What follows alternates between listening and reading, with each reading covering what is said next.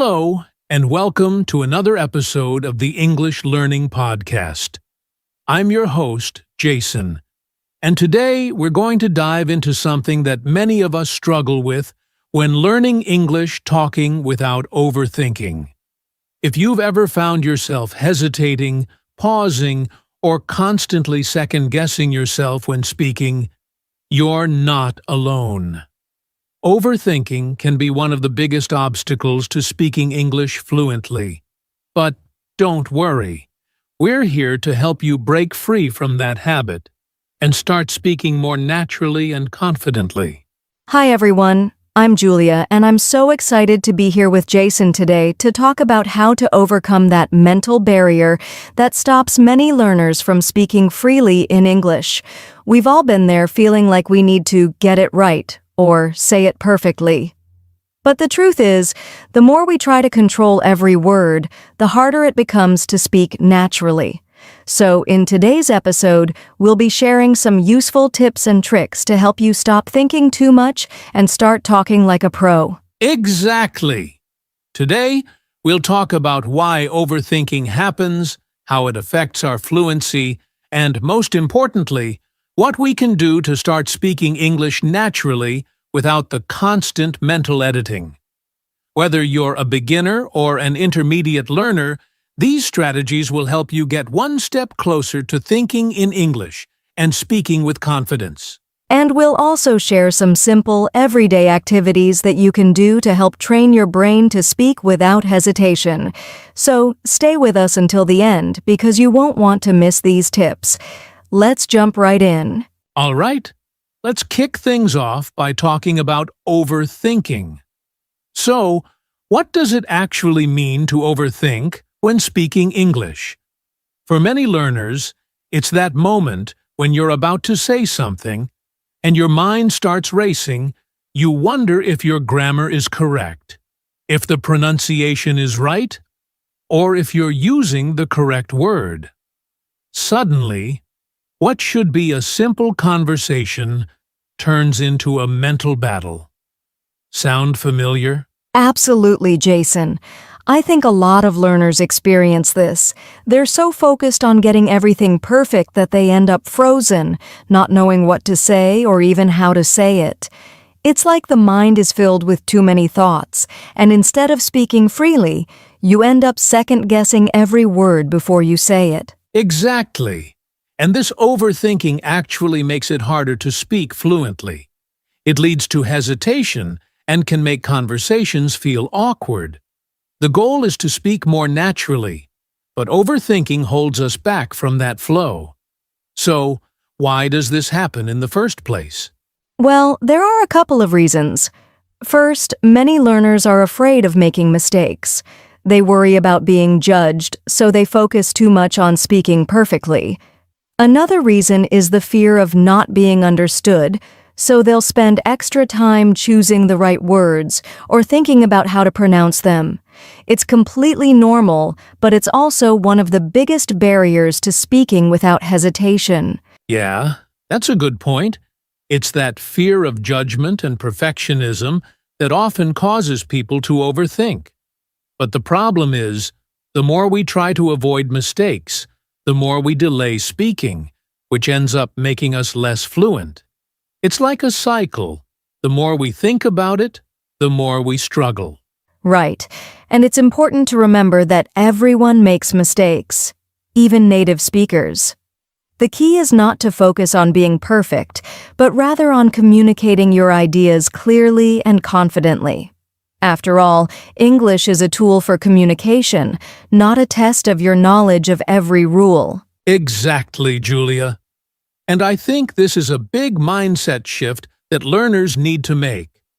Instead of aiming for perfection, we should aim to be clear and natural in our conversations. This brings us to the next point. How can we stop overthinking and start speaking more freely? Well, we're going to dive into that soon, but before we do, let's do a quick role play. I'll show you how overthinking can affect fluency. Watch how I freeze when I try to speak too carefully. Role play begins. Julia, overthinking. I want to say that I think the weather is, very nice today, right? And role play? See? She's trying so hard to get everything right that the sentence becomes clunky and unnatural. But when you let go of the overthinking, it sounds much better. Exactly. Now let me show you how a natural conversation would go without overthinking. Role play begins again. Julia, natural. The weather's really nice today. End role play. Much smoother, right? That's what we're aiming for. The key is to not overthink every little detail and just focus on getting your message across. We'll explore how to do that in the next segments. But first, let's talk about why it's so important to speak without overthinking. Now that we understand why overthinking is such a problem, let's dive into why it's so important to speak English naturally, without hesitation. For many learners, speaking freely might feel like a huge challenge, but when you let go of overthinking, you'll see huge improvements in both fluency and confidence. Julia, why do you think speaking naturally is so important for learners? Great question, Jason. I think the most obvious reason is that it allows you to communicate more effectively. When you're constantly pausing to think about the next word or how to say something, it breaks the flow of the conversation. But when you speak naturally, the conversation feels more fluid and enjoyable for both you and the person you're speaking with. It's like you're not just trying to speak English, you're engaging in a real conversation. Exactly. And the more you engage in these natural conversations, the more confident you'll become. For example, when you stop overthinking, you're able to listen better, which makes it easier to respond in the moment. When you're stuck in your head, it's hard to follow along with the conversation. That's right. And I also think that speaking naturally helps you avoid the common trap of translating from your native language. This is something many learners struggle with. They're thinking in their first language and then translating each word into English. But that takes time and can make you sound less fluent. The goal is to start thinking directly in English, and speaking naturally helps with that. You've hit the nail on the head, Julia. Translation slows everything down and makes you sound less confident. But when you speak naturally, you're less focused on the mechanics of the language and more focused on the message itself. You stop worrying about grammar rules and just focus on communicating clearly and effectively. Exactly. And when you're more relaxed in a conversation, it's easier for the other person to understand you, too. Have you ever had a conversation where you could tell the other person was really focused on getting their English perfect? It often makes things a bit awkward, right? Yes. When both people are trying to be perfect, it creates tension. But when you speak naturally, you create an environment where the conversation flows easily. You also build rapport with the person you're speaking to, which makes it much more enjoyable and less stressful. And that's what we want, right? We want English to feel like a tool for communication, not a test of how well we know the rules. At the end of the day, people just want to understand what you're saying. The more you speak naturally, the more you'll feel like you belong in English-speaking environments. I couldn't agree more. And on top of that, when you speak naturally, you also start to sound more like a native speaker. Native speakers don't pause to think about every word they just talk.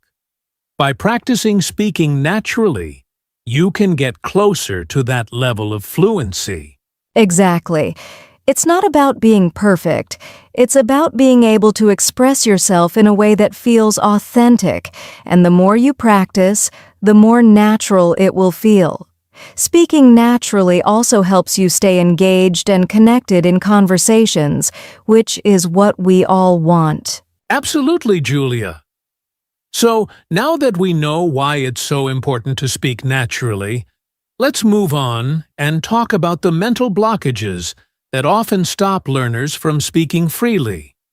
Because understanding those barriers is the first step in overcoming them. Now that we understand why speaking naturally is so important, let's explore the mental blockages that can stop us from speaking freely. We've all experienced those moments when we want to speak, but something inside holds us back. Julia, what do you think are the most common mental blockages that prevent learners from speaking confidently? I think one of the biggest blockages is the fear of making mistakes. A lot of learners are so worried about speaking incorrectly that they freeze up when it's their turn to talk. They think, what if I say something wrong? Or what if I get laughed at? This fear can be paralyzing, and it's a huge barrier to fluency. I agree with you, Julia. It's a major issue. Learners often get so caught up in being perfect that they forget that mistakes are part of the learning process. Even native speakers make mistakes. But when we let that fear control us, it stops us from practicing, and that's how we lose opportunities to improve. Right.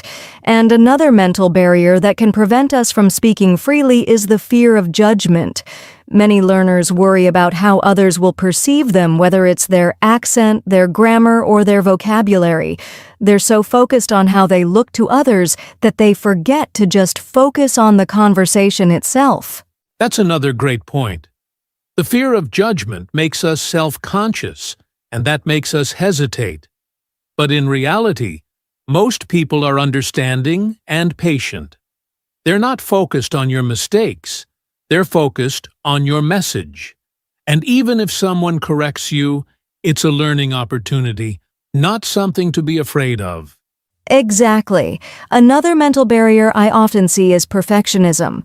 Learners want to speak with perfect grammar, perfect pronunciation, and perfect vocabulary. While it's great to aim for improvement, trying to be perfect all the time actually holds us back. Language learning is about progress, not perfection. That's so true. Perfectionism can lead to frustration because you'll always find something to improve. But if you let go of that need for perfection, you'll find yourself speaking more freely and making progress at a much faster rate. And then there's the pressure of wanting to sound native. Many learners try so hard to sound like a native speaker that they ignore their own unique style of speaking. But the truth is, you don't need to sound like a native speaker to be effective in English. What's important is that you can express yourself clearly and confidently. Absolutely. It's important to embrace your own voice. Native speakers don't expect you to speak exactly like them, they just want to understand you and engage in a meaningful conversation. So, these mental blockages, fear of mistakes, fear of judgment, perfectionism, and the pressure to sound native are things we need to let go of if we want to speak more naturally. Right. And once we start recognizing these mental barriers, we can begin to challenge them. The key is to shift our mindset and focus on progress, not perfection. It's okay to make mistakes, it's okay to have an accent, and it's okay to not sound like a native speaker. What matters is that you're speaking and improving. Exactly. And when we let go of these blockages, it becomes easier to speak freely and confidently. The next step is to develop strategies to overcome these mental barriers and speak more naturally. But before we get to that, let's take a quick moment to reflect on these blockages. Are any of these familiar to you? All right, now that we've understood the mental blockages that stop us from speaking freely, it's time to talk about how we can train our brains to speak more spontaneously and naturally. Julia, what's the first step in making this shift? The first step is to stop overthinking every word. The more we focus on thinking before speaking, the harder it becomes to speak spontaneously. One way to start training your brain is by practicing speaking without any pressure to be perfect. Just get your thoughts out in English, even if they aren't perfectly structured. That's so true. One great way to do this is through free talking exercises. For example, set a timer for 2 minutes and just talk about anything in English. Don't worry about making mistakes, Don't pause to think about grammar, just talk. The goal is to build the habit of speaking without overthinking. Exactly. And another powerful technique is shadowing. Shadowing is when you listen to a native speaker, whether it's a podcast, an interview, or a conversation, and then repeat what they say immediately after. The key here is to match their tone, speed, and rhythm. This exercise trains your brain to react quickly in English, helping you speak more spontaneously. I love shadowing. It really helps with fluency. The key is to keep practicing and not worry about being perfect. The more you do it, the more your brain will get used to thinking and speaking in English at a natural pace. Another technique to train your brain is chunking. This means grouping words together in natural phrases instead of trying to translate word by word.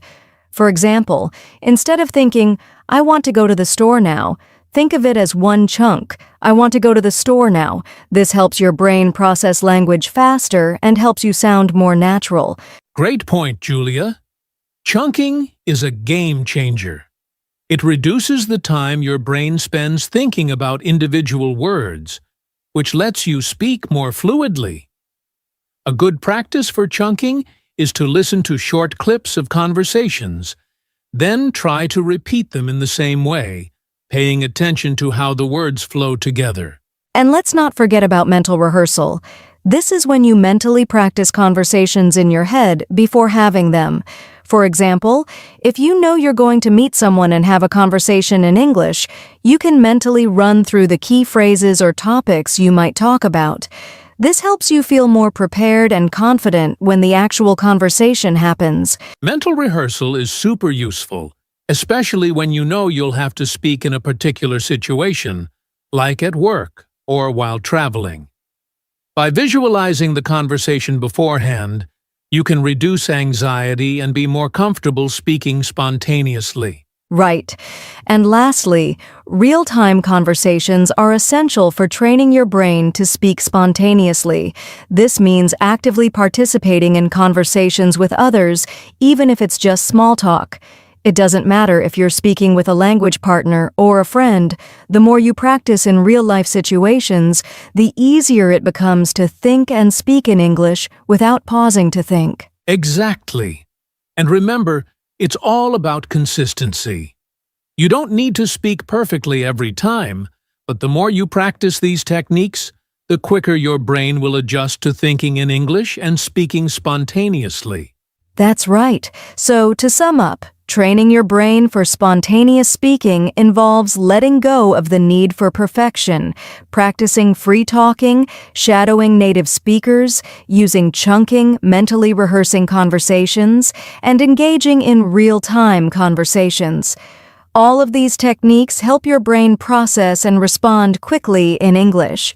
And the best part is, the more you practice, the more natural and confident you'll feel. It's a process. But with consistent effort, speaking spontaneously becomes second nature. So, don't be afraid to make mistakes, just keep speaking.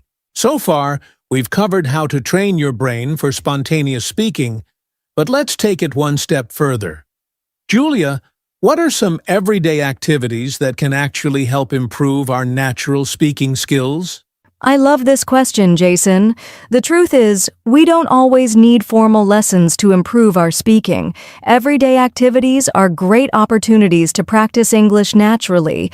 One simple way is to narrate your action in English as you go about your day.